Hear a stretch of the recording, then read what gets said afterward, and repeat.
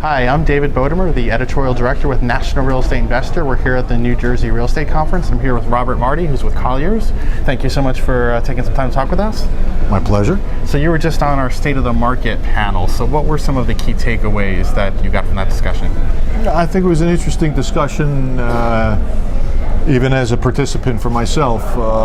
Some very well-pointed remarks. The takeaways for me were, I think everybody is encouraged, both from the standpoint of what we see coming out of Trenton and its impact on the state, which goes beyond the incentives and the reputation.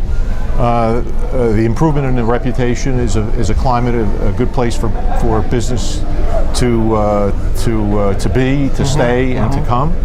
But beyond that, what the governor's administration has done recently in the tax climate and the impact that really would have both now as well as in the future. We had representatives on our panel from the legal community, the development and investment community, the real estate services community, of which I'm a part. One of my competitors was with us. And I think the fairly unanimous opinions on the state of the market in terms of how we view each sector: office, industrial, retail, investment. While things are slow, things are improving. When we benchmark the market and activity in all of those sectors in New Jersey today versus in 2009, which we all, I'm sure, remember from looking at our 401k statements, it makes a profound point where we have a heck of a lot more going on in our state in all sectors of the real estate community than we did in those days. And so how certainly the glass half full. And how does some of what you're talking about, both from, like, I guess with the lead from Trenton, but translate into the jobs picture? Because ultimately that's such a key driver for our industry, right? So I mean, in terms of who's going to fill the office buildings, who's going to be spending money at the mall. So is that contributing to a climate where there's where we think we're going to see more hiring and more of that kind of activity?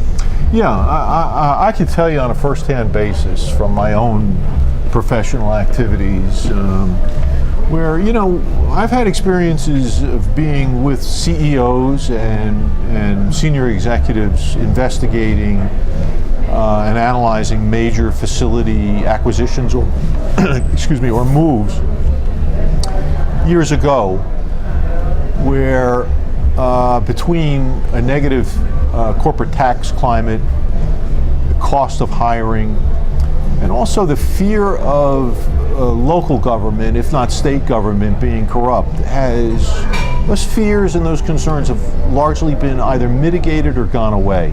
Mitigated from a tax structure and an incentive structure and we're open for business type of climate coming out of Trenton, and then from a corruption standpoint, the reputation that New Jersey has had in the past is, I think, we're well beyond that.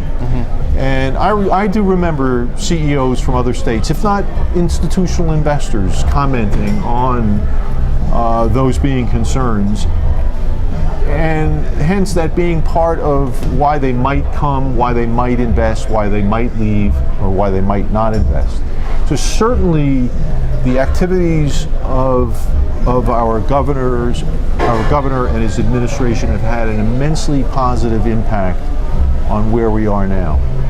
We have grown jobs in this state for 9 consecutive quarters. Okay. And we're hyper-focused on the immediate, on the now. And everybody's looking at the information, trying to figure out what's going to happen literally either today based on today's news or what's going to happen tomorrow or next week. We're focused on the moment. But let's not overlook that with 9 quarters of job growth, that we also have to consider that on a longer term, we have population growth, which will add to the job market. It adds to the markets. It adds to consumerism. It adds to the demand for housing, apartments, etc. So there's the now and there's the longer term implications that once again add up to a glass half full scenario. The two impending things that everybody is focused on that are unknowns are the European Sure. debt and equity market, well, I should say debt markets, and its implications, as well as our upcoming elections. And what does that mean for the stability of the markets? I think that's more, the latter being more of a fear than anything, and that post-election, regardless of which way it goes, it's going to give people a sense of calm once again and stabilization. At least people know what's going to be happening. And will have a positive effect. Would be that's my crystal ball for the day. Okay. All right. Well, thank you so much for taking some time to talk with us, give us your insights, and thank you for watching our coverage from the show. My pleasure. Thank you for the opportunity.